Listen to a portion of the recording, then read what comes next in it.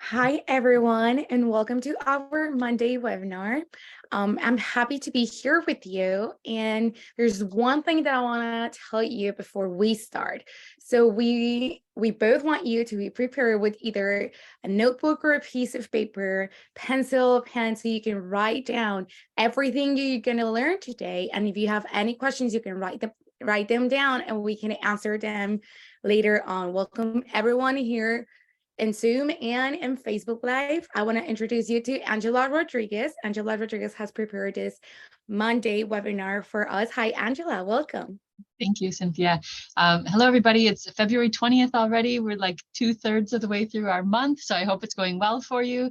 And we're going to give you some quick tips to help motivate your business this week. So first of all, our agenda, we're going to do a product spotlight on Deo Intim. We're going to talk about needs cards, follow-up, and also closing strategies and things that we can do after we have that needs cards conversation with potential customers. So how do we turn that conversation into sales, right?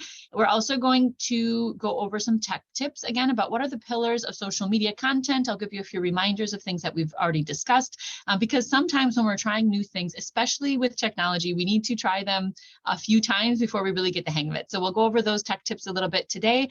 And then we'll finish up with our call to action and some important reminders. So for our spotlight today, as you know, some of the February offers have Deo Intim included in them, and it's really important for us to be able to describe this accurately and in a clear, concise way for our customers. So if you're thinking about Deo Intim, right, it's an intimate wash. Some of the key factors that we're looking at with Deo Intim is, and it's like a top seller, right? People love this stuff. So it has chamomile extract in it. That's known for its calming, relaxing, and anti-inflammatory properties. Also, the wheat germ lipids that are found in this are ideal for sensitive skin. So it has comforting, hydrating, and softening properties. And it has a high content of vitamin E that protects and has antioxidant effects. There's also a lot of really gentle ingredients in this, like coconut oil, aloe vera, and witch hazel extract, which just help provide comfort and moisture. So when we use this daily, it gently cleanses and it also provides comfort to intimate areas. It offers antioxidant, moisturizing, and slight deodorant properties, which is why people love this so much, right? It helps you feel cool. It helps you feel comfortable and confident. And it also, one of the most important benefits is that it helps maintain our pH, which helps bacteria not want to be there, basically, right? So that's one of its top perks. Another tip that you can share with your customers when talking about Deo Intim is just to make sure that you're always using like a moderate, like a neutral water pressure and water temperature, because those are all things that can affect our body's natural defenses and natural environment. So let's see, if you have any other questions, let me know in the chat. Otherwise, just make sure you're recommending that your customers use Deo Intim daily. And also, if they have frequent discomfort, they can also add tea tree or lavender to this and add it into a sit bath, right? Like a sitz bath. And then afterwards, they can apply lavender cream or tea tree cream as well. So that's another kind of more in-depth treatment that they can do with Deo Intim. Let us know in the chat, wherever you're joining us from, if you use Deo Intim and if you are excited to share it with your customers this month. Okay, so that is a big piece of, all the sets that are going on this month that we can share with our customers. Make sure that that's kind of a highlight that we share because it's a top seller. For our business tools, we also want to touch again on needs cards and how to follow up after we've shared those with customers. So if you remember last week, we talked about, this is one of the key ways to grow our business. We talked about sharing samples, hosting events, and showing needs cards, like for one-on-one shopping appointments, contacts that we meet over social media, etc. Needs cards are a great way to get the conversation started and get them familiar with the wide variety of needs that can be met with different use products. So these are conversation starters. They help us narrow down a conversation with a prospective customer. And it also kind of, like, not only does it give them the overview of what we have to offer, but it helps them identify in their own brain, like, yes, these are needs that I have that I would like to do something about. So it has a really wide range of needs that it helps us with our communication with our customers. So We do have the paper cards that come with your consultant kit, which are really nice quality. They're beautifully present, a beautiful presentation, etc. If you're working with people online, you can also share your needs cards in this virtual format. So all you do is you go to your consultant app, you click on needs cards, and you'll get to this screen where you have to fill in some information, like your consultant information, what kind of topic you would like them to answer the needs cards about. Like, is it just intro to use? Is it love and passion? Is it whatever? You're going to pick a topic, and that's going to determine what kind of survey gets sent out. So make sure you fill out all these fields. And then after you fill out that information at the bottom, you'll see the different ways that you can send the invitation to fill out this little needs card survey. I usually do the copy link and I send it to a message to my customer, because I like to give them, like, I like to obviously have a conversation with them first, ask them, hey, I have this really helpful survey that you can take that helps us identify what your priorities are for your needs that you'd like to find out more about with Yoast, and you can share it that way. So really, really easy to do. Just make sure that you remember to fill out the form. Don't just use that little share icon. Fill out the form and then get the link from the bottom when sharing those with your customers. So you can use the paper cards or the virtual cards. Either way, it's important for us to know how to make the most of these needs cards. So one thing that I didn't know before that I think is really important is that these cards are color coded very purposefully, right? Like for me, when I first got these, I was like, oh, that's nice because I can just kind of sort them together. Yellow goes with yellow, purple goes with purple. But did you know that they're also color coded to work together with one of our other key resources? So when you have your needs cards, these colors also match up with the colors of the topics that are in our quick product reference guide. Okay, so if you notice these topics like emotional well-being, that section is in blue in this guide. The physical well-being is green in this guide. The yellow for skin and body care, when we have a lot of physical well-being, okay, is yellow in this guide. And then the aromatherapy and business opportunity are kind of mixed within, right? So the business opportunity is its own brochure, but the aromatherapy is kind of mixed within these different needs. So if that helps you kind of stay organized when you're doing an event, when you're doing a wellness fair, an expo, when you're working with someone that you've met digitally, maybe you sent them one of these in the mail and you can make quick reference to different things that you're talking about with them, that color coding can be really helpful. So notice, you'll also have some cards that have two colors, which means they apply to two different areas. So romance, passion, intimacy. Obviously, we have aromatherapy for emotional well-being that we use when we talk about this topic, but also physical care like Deo Intim and the Soy Intim, the Gel Intim, soy gel. So that's just a really easy way to stay organized, especially for me when I work with a lot of customers that I've been only talking to virtually. This gives us some way to have easy communication about, yeah, you can find that in the green section of that guide that I sent you, right? So it's a very powerful tool that we can bring together. Now, when we have had this conversation with the needs cards, for our customers' needs, sometimes it can be a little bit awkward to take it from, okay, we have identified that you have these needs. We've narrowed it down to what's most important to you. Now, how do we use some closing strategies to bring that conversation to a close that results in sales, right? Because we want people to get these products in their home and start using them right away. So I'm going to share, there are lots of different closing strategies. I'm going to share just a few basic ones that a lot of us are pretty comfortable with. They're easy to master. And just let me know if you have any questions in the chat as we go through these. So one helpful closing strategy is just direct conclusion, right? So you're giving them like a direct information of like, I recommend that you start with this set, or I recommend that you start with this product and this product, right? So the more you can do one-click shopping for this, the better, right? Like the company has helped us make so many different sets so that we can do one click. I recommend this set. Here's the link that you'll need to get that, okay? So it helps us narrow down priorities and just keep it simple. You have these needs. I recommend this set. Here's the link. Click, put it in your cart, and we're good to go. Yes?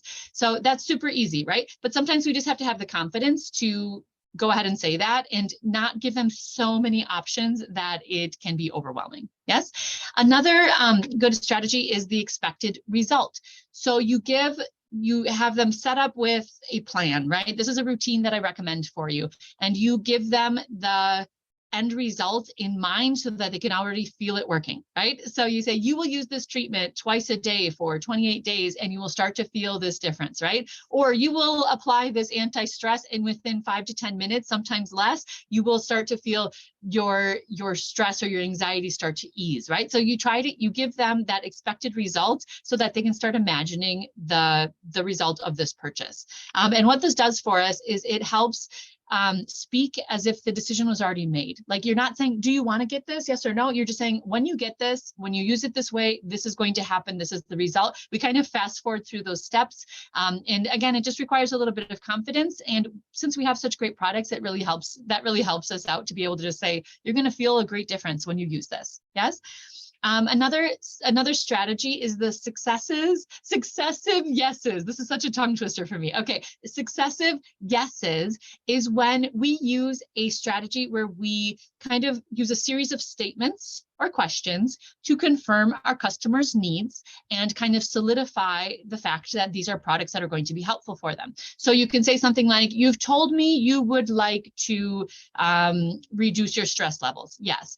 And you need something that can work for whatever need. Yes, this routine will be perfect for you. We're going to do this and this and this, right? So what this strategy does is it helps, like I said, affirm, you're confirming that there's a need for these products that you're recommending. And it's just kind of like a mental checklist for your customer before they start getting, sometimes people will take a step back or they want a few days to think about it. But if we can kind of do that checklist of like, you've already told me you have these needs, this is a good way to get to the point. Yes. Two alternatives is also really helpful. So for example, if I have a customer who wants anti-stress, I can say, okay, do you want that in the roll-on or in the larger bottle, right? And I can talk about the benefits of each one. Or maybe like with the love and romance set that's going on right now, we could say, would you like the travel size, the smaller set, or would you like the full size set, right? So just by giving two alternatives that meet their needs can help them feel that power of choice, and it confirms their decision to purchase as well.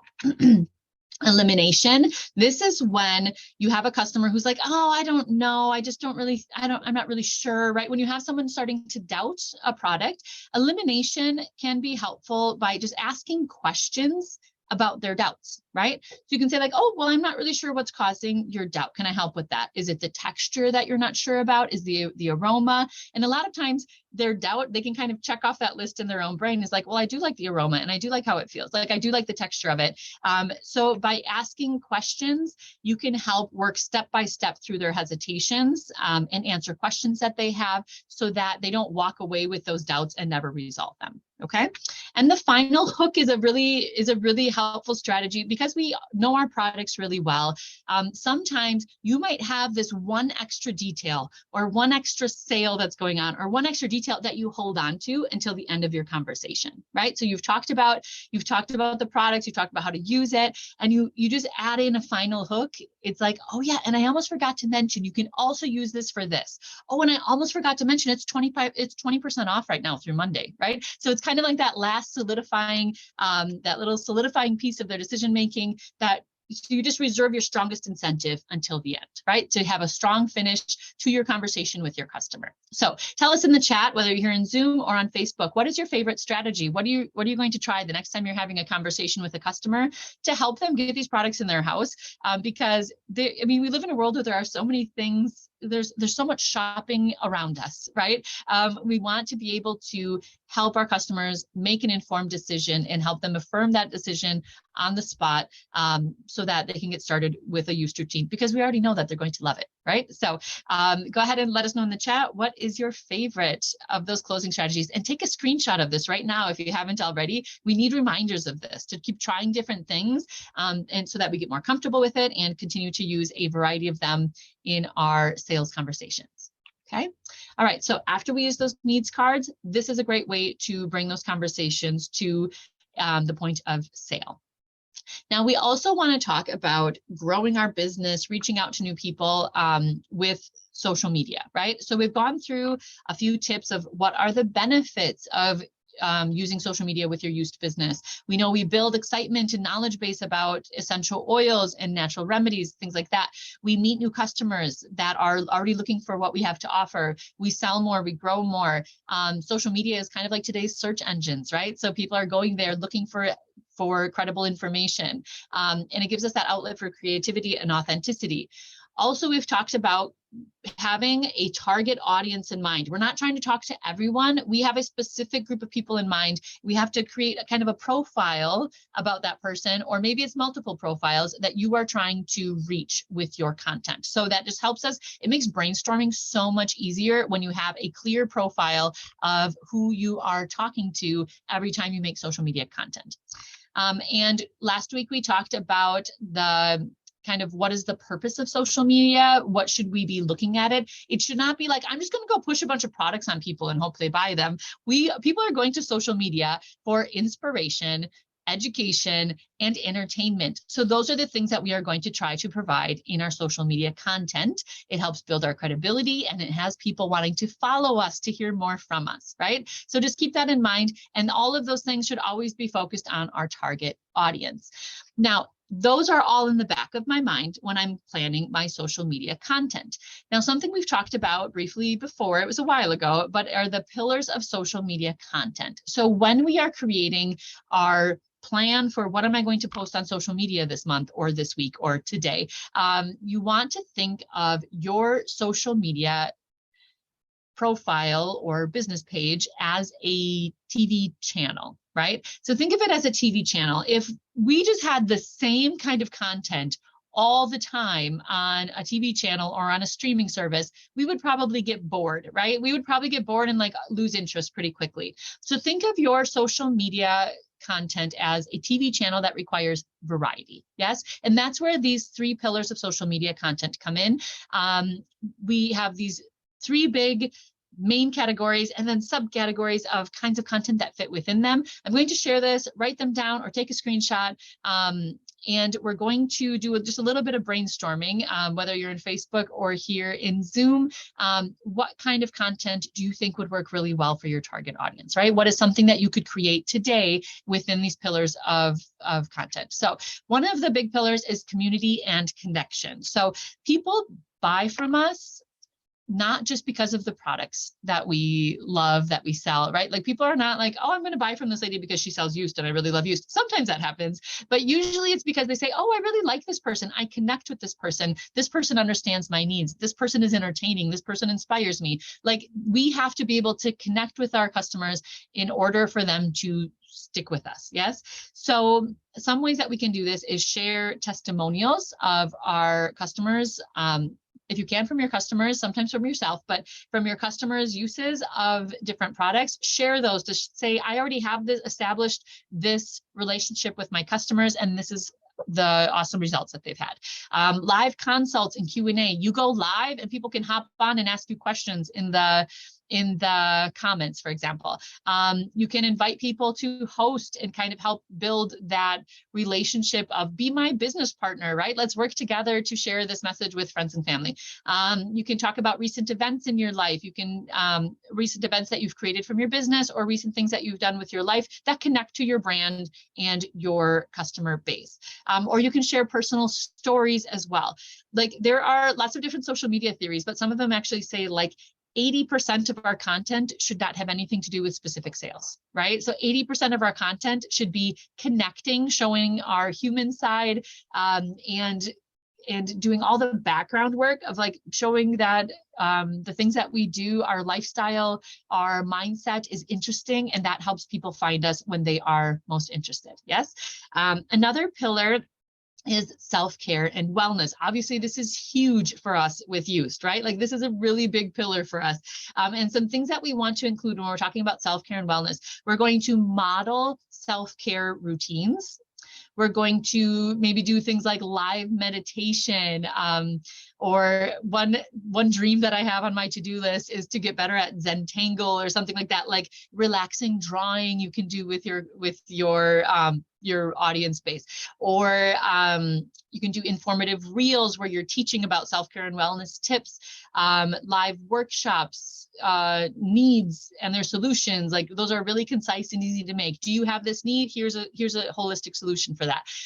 So this is a really big piece of what we do, but it should not be the only piece. Does that make sense? Like we don't want to just push products. We want it to be more than that. For example, when I just had a TikTok that got a ton of views, and it was like, stop expecting coffee to uplift or to boost your mood, I think was my hook, right? So stop expecting coffee to boost your mood.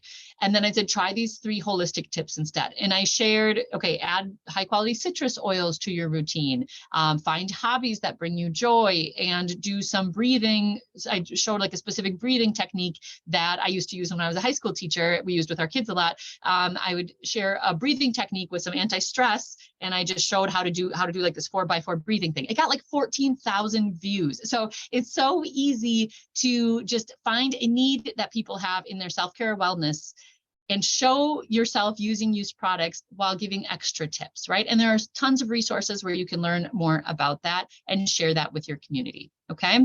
And then the last is products and promotions. Now, this should be a little bit smaller margin for us, especially in like our public outreach, social media, because it can feel kind of salesy, right? So we want to make sure we always do this in an informative way. But by showing off new products and building the excitement about them, doing product spotlights or ingredient spotlights, explaining promotions and how they work and how long they last is fine too. Ingredients and their benefits, etc. So you do want to highlight products and promotions, but it shouldn't be all that you're putting on your social media, because people get tired of that really quickly, because that's not why they're going to social media, right? They're going there for the inspiration, the education, and the entertainment. So just remember, take a screenshot of the 3 pillars if you haven't already, and use these pillars to brainstorm and balance your own content so that you have a really balanced TV channel of your social media content that people want to keep watching, and their brain keeps activating as they see your content because they're seeing different things. And like I said, when every time you make these videos, try to come up with some kind of relevant hook that is going to get people to stop their scroll and look at it. Yes. So whether it's TikTok or Instagram or Facebook, whatever it is, you want to make sure that you have those meaningful hooks. Like I said, I just had TikTok. I think this is my biggest TikTok so far that got 14,000 views.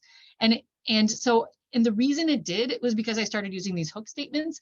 So just like little things, and it has to be concise and specific and within our used wording that we're allowed to use, right? Like you don't want to say like, this is going to cure this, right? But you want to use appropriate wording for what we have to offer and include like 3 reasons why this should happen. Or if you just started this, you have to do this. This is why your something isn't working. Here's a something hack for something on a budget. Or don't use this, or don't do this. Use this instead. That's the hook that I just used on this TikTok that had a really good response. Was stop expecting coffee to boost your mood, and use these 3 holistic tips instead, right? So those are things that they're marketing strategies that get people to stop their scroll and stop and listen. Then it's your job to give them useful, concise information afterwards so that they stay with you and like and follow and contact you when they have those needs. Does that make sense? So hopefully that is helpful. You can find lists of these marketing hooks online. If you're looking to up your interest in your social media, try including those in something that matches with your brand, that matches with our used manual, and that can really help people stop and listen to what you have to say.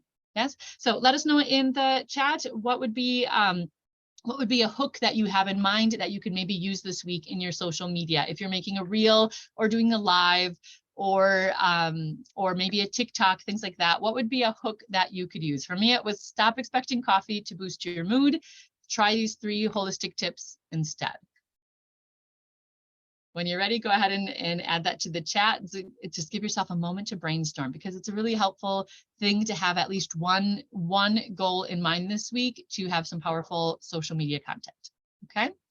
All right. And then while you're thinking, I'm going to go through our call to action and a few other a few other reminders for this week. So remember that our call to action for this month is every week, try to sell 2 love and romance sets. This is a new set. It's really easy, one-click shopping. You go to your shopping website, you grab that URL, you can share that directly or shorten it with Bitly. Share those direct links with customers that you're having this conversation with, so that they can put it in their cart and they're good to go. So these sets make our life easier. They save our customers quite a bit of money. Like that larger love and romance set, they're saving like $40, right? So so definitely talk about these to your customer groups and also in personal calls and messaging. Okay, so 2 sets this week, please. And that brings us to the end of our main content. And we will finish up with a few reminders for this week.